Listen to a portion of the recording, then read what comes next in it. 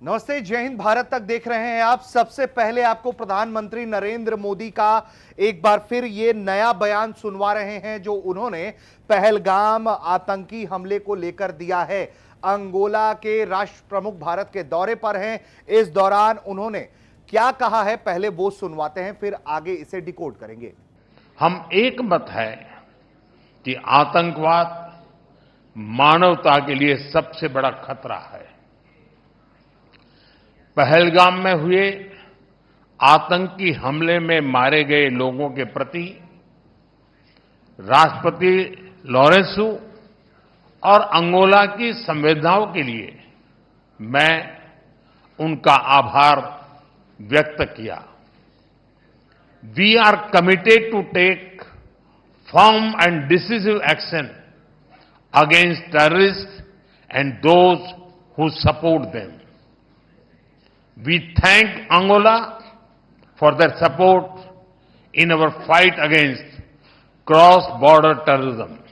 तो प्रधानमंत्री जिस तरह से ये बात कह रहे हैं कि क्रॉस बॉर्डर टेररिज्म के खिलाफ भारत जो है वो निर्णायक कदम उठाएगा, इसके साथ साथ बार बार भारत के प्रधानमंत्री ये कह रहे हैं कि जो इसके पीछे हैं उनका भी हिसाब करेंगे। तो सिर्फ प्रधानमंत्री नरेंद्र मोदी ही नहीं, इसके अलावा देश के गृह मंत्री, उनका भी आपको एक ये बयान सुनवाते हैं।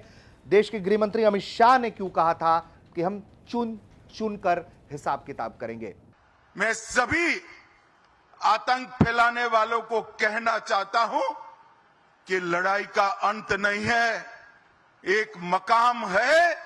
हर व्यक्ति को चुन चुन कर जवाब भी मिलेगा, जवाब भी लिया जाएगा।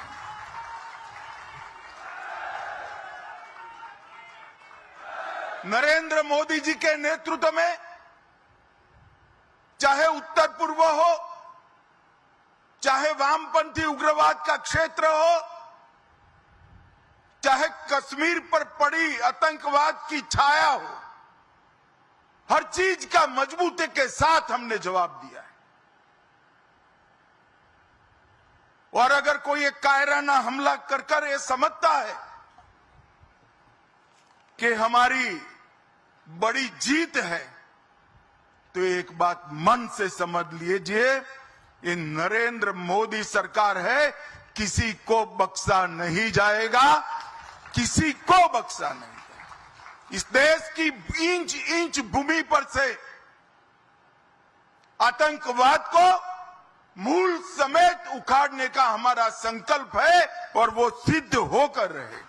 इसके पहले देश के रक्षा मंत्री राजनाथ सिंह पहलगाम आतंकी हमले के बाद सरकार की तरफ से सबसे पहला बयान जो है उन्हीं का आया था, जिसमें उन्होंने कहा था कि इस आतंकी हमले के करने वाले, इस आतंकी हमले को पर्दे के पीछे से अंजाम देने वालों को भी बदला लिया जाएगा, उनका भी हिसाब होगा। और हम सिर्फ उन लोगों तक नहीं पहुंचेंगे जिन्होंने इस घटना को अंजाम दिया है, हम उन तक भी पहुंचेंगे जिन्होंने पर्दे के पीछे बैठकर हिंदुस्तान की सरजमी पर ऐसी नापाक हरकतों की साजिशें रची हैं। भारत एक इतनी पुरानी सभ्यता और इतना बड़ा देश है जिसको ऐसे किसी भी आतंकी गतिविधियों से किसी भी सूरत में डराया नहीं जा सकता। ऐसी हरकतों का जिम्मेदार और इसके जिम्मेदार लोगों को आने वाले कुछ ही समय में जोरदार तरीके से नजर आएगा। मैं देशवासियों को आश्वस्त करना चाहता हूं। तो ये तो भारत की लाइन है। इसके अलावा अमेरिकी उपराष्ट्रपति जेडी वेंस ने हाल में एक इंटरव्यू दिया। उस इंटरव्यू के दौरान उन्होंने ये कहा कि वो नहीं चाहते हैं कि भारत और पाकिस्तान की सीमा पर संघर्ष हो, लेकिन भारत के पास पूरा अधिकार है कि वो आतंकियों के खिलाफ कार्रवाई करे। सिर्फ अमेरिकी उपराष्ट्रपति ही नहीं, इसके अलावा अगर हम देखें तो अमेरिका के रक्षा सचिव पीट हेग्सेथ, उन्होंने भी ये कहा था कि भारत को जवाबी कार्रवाई करने का अधिकार है। तो जो ये लाइन बन रही है, वो ये लाइन क्या बता रही है, क्या होने वाला है ऐसा? इन लाइनों को अगर हम इन लकीरों को पढ़े, एक तरफ ये लकीर है जहां भारत पाकिस्तान सीमा पर शांति की कोशिशें की जा रही हैं कि बॉर्डर पर मामला नहीं बढ़े, लेकिन जो देश का शीर्ष नेतृत्व है बार बार जो ये बात कह रहा है कि हम हिसाब किताब करेंगे, चुन चुन कर बदला लेंगे। देश के विदेशों के जो बड़े नेता हैं, जो भारत के मित्र देश हैं, वो आतंकवाद की लड़ाई में भारत के साथ खड़े हैं। मतलब एक ना एक जो लकीर बनती हुई दिख रही है, जो लेयर तैयार होता हुआ दिख रहा है, वो ये है कि जो आतंकियों के आका हैं उनके खिलाफ कोई बड़ा कदम उठाया जा सकता है। ये बिल्कुल मैटर नहीं करता है कि वो कहां छिपे हुए हैं। वो कश्मीर के अंदर छिपे हुए हैं, वो पीओके में छिपे हुए हैं, वो पाकिस्तान में छिपे हुए हैं। जैसा कि आपने हाल में देखा है कि किस तरीके से हाफिज सईद पाकिस्तान में रह रहा है, लाहौर में रह रहा है और बहुत फ्री मूवमेंट है, सेना ने सुरक्षा दिया हुआ है, प्राइवेट गार्ड्स हैं, उसके अपने आतंकी जो हैं वो भी उसकी सुरक्षा में लगे रहते हैं।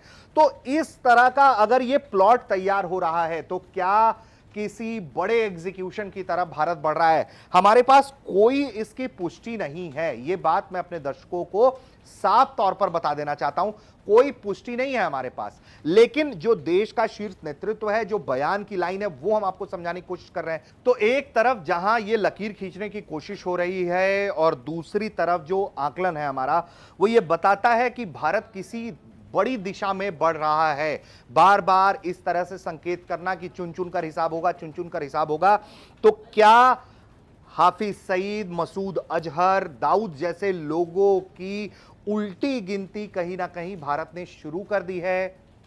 ये सबसे बड़ा सवाल है।